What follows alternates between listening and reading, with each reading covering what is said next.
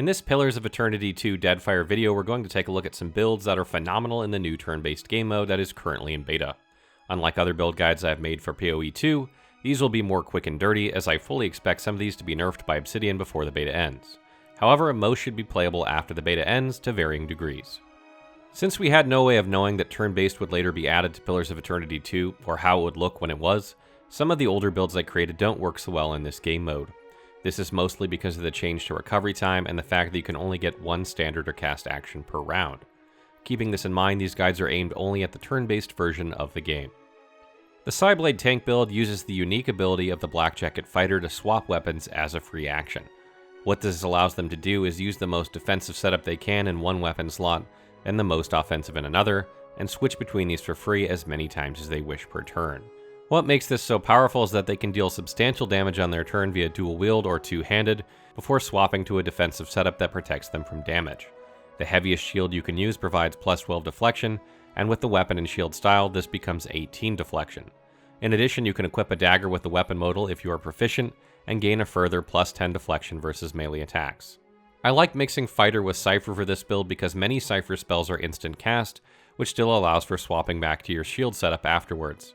In addition, Cyphers have a bonus to weapon damage, and they have a passive that increases weapon penetration by 1. Choose either Ascendant or Soulblade. You can also use a Wizard for this build, and it's not a bad choice because of the considerable number of free action spells they have, and you can really buff up your character. If you do use a Wizard, I'd take Enchanter or Blood Mage.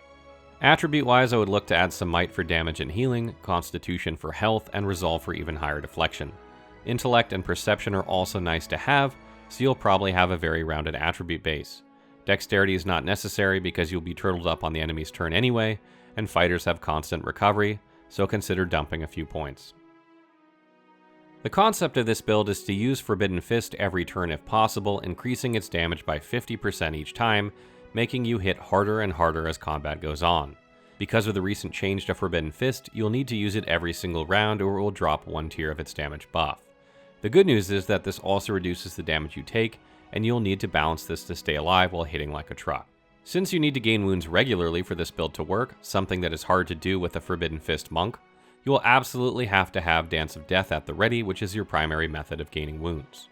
You want to refresh this every round should you get hit, and you want to upgrade this to Enduring Dance as soon as possible. You can use Zodi's Lantern to gain 1 wound and 1 mortification each time you kill an enemy, which should be often. And since Forbidden Fist is not classified as a weapon attack, there is almost no reason not to use the weapon and shield style. This will boost your defense without hurting your damage or accuracy in any way, as long as Forbidden Fist is your primary means of attack. Note that even though it doesn't count as a weapon attack, you will still gain extra accuracy, damage, and penetration from Transcendent Suffering when using this ability. Managing the ever-increasing raw damage you will take is the hard part, and that is where Paladin comes into play. Using Lay on Hands or Greater Lay on Hands will keep you from dying, and it is a standard action and only costs 1 zeal. You will generally cap out at about plus 200% damage to this ability before the raw damage becomes unmanageable, and from this point you will need to juggle Lay on Hands and Forbidden Fist to stay alive. I recommend taking the Shield Bearers of St. Elka subclass for an extra engagement with a shield equip, or the Dracazi Palladini to gain a flame shield when you use Lay on Hands. Attribute-wise, you want to stay away from pumping Might as it will increase the raw damage you take, but you don't want to reduce it either or you'll gain less healing from Lay on Hands, etc. Having high Constitution allows you some cushion for the raw damage, so I advise having at least 15, but more is better. Perception is needed to make sure you connect with Forbidden Fist, as it isn't a weapon attack, and you still get the debuff whether you miss or not. Some Intellect is also good because it increases the rounds that Robust Inspiration lasts from Greater Lay on Hands. Note that Moon Godlike is great for the additional healing you get, and that Human will increase the raw damage you take when your health is low, so isn't recommended. This build uses the Berserker subclass of the Barbarian and mixes it with the Blood Mage of the Wizard to create a potent fighting force with some spellcasting potential. Wizards can cast Infuse with Vital Essence at level 4, which is a free action, and negates the confused status of the Berserker. The Warlock will take raw damage over time when using Frenzy, and it can also deal damage to itself via Blood Sacrifice. These two things allow you to take advantage of Blooded and the Fighting Spirit passive of the human race. In addition, the Wizard allows many free action buffs that offset some of the negatives of Frenzy, allowing for a very balanced fighting style with excellent damage. At further levels, the Warlock will gain Flame Shield that deals damage when struck, as well as reflect spells back at casters. Eldritch Aim is particularly good for this build because it helps to ensure hits, increasing your damage.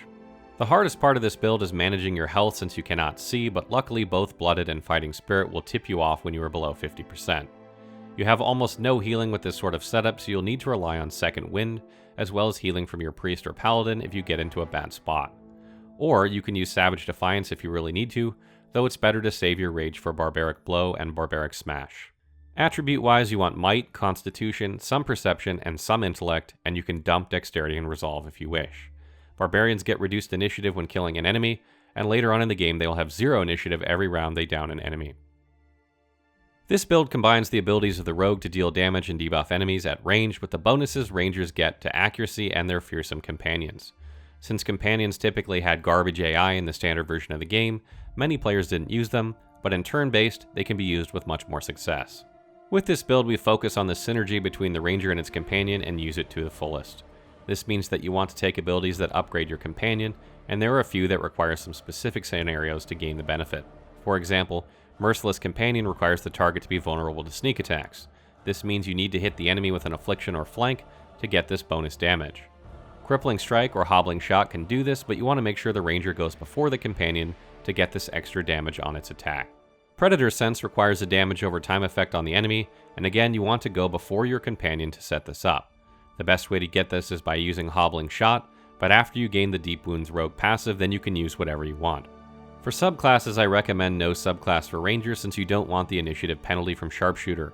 You could take Arcane Archer if you really want, but just be careful not to fireball your companion, though you will go before it so it shouldn't be an issue.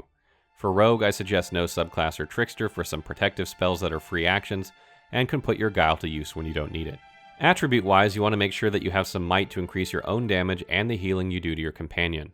A good amount of Dexterity is needed to stay ahead of your companion in the turn order, but this will depend a bit on which companion you choose, but the Wolf does the most damage and is recommended. Just make sure you have enough to attack before it. Some Perception is good, but you don't need much, and a bit of Intellect doesn't hurt. You won't need Constitution or Resolve, so you can dump these if you wish. This build takes advantage of the Druid's ability to shift into various spirit forms and allows for some crazy damage by taking advantage of the Monk's Lightning Strikes and Turning Wheel. When fully buffed, you can do plus 45% damage as fire and 15% as shock. Since these buffs both are calculated at the end of all factors, this is an insane amount of damage. In addition, in turn-based, players dual-wield attack with both weapons by default, which makes up for the lack of a damage-increasing full attack ability when spirit shifted. During combat, you will buff with any druid spells you wish, and then spirit shift and go to town on the enemy. As you are hit on, you will gain more and more damage because of Turning Wheel and because you are a Hellwalker monk.